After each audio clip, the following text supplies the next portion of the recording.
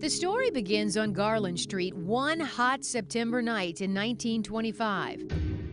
Dr. Ocean Sweet, a black physician, bought this house in the all-white East Side neighborhood. He had just moved in with his wife and young daughter.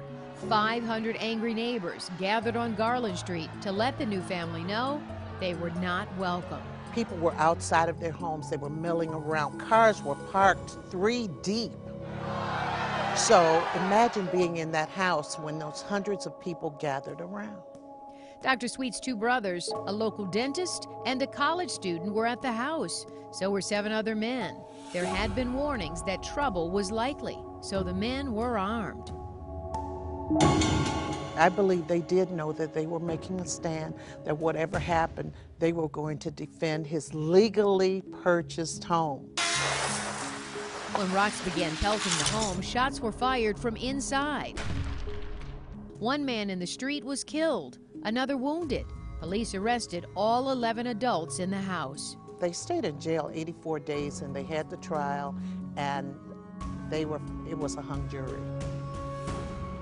What happened next was the basis for the book Arc of Justice. Trouble finds you.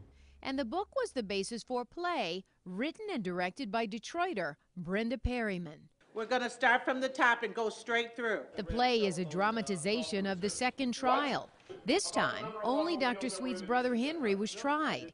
He admitted to police he fired a weapon. I looked at all those people. What did you do then?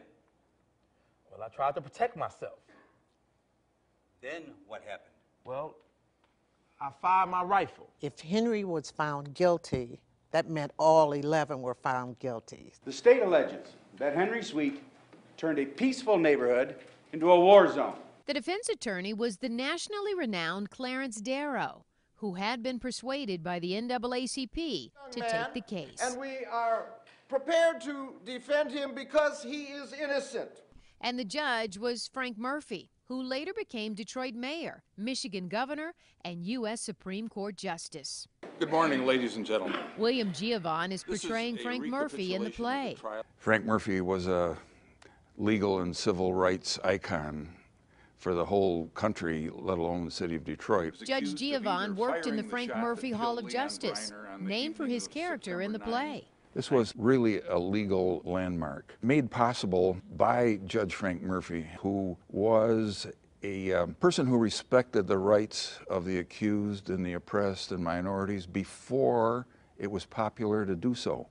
So much has changed since the Sweet trial. So why does Brenda Perryman think the play is relevant today? Because you learn from history.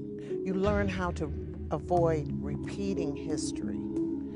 You can take something good from this. Right here in Detroit, Michigan. And you can see a very interesting play.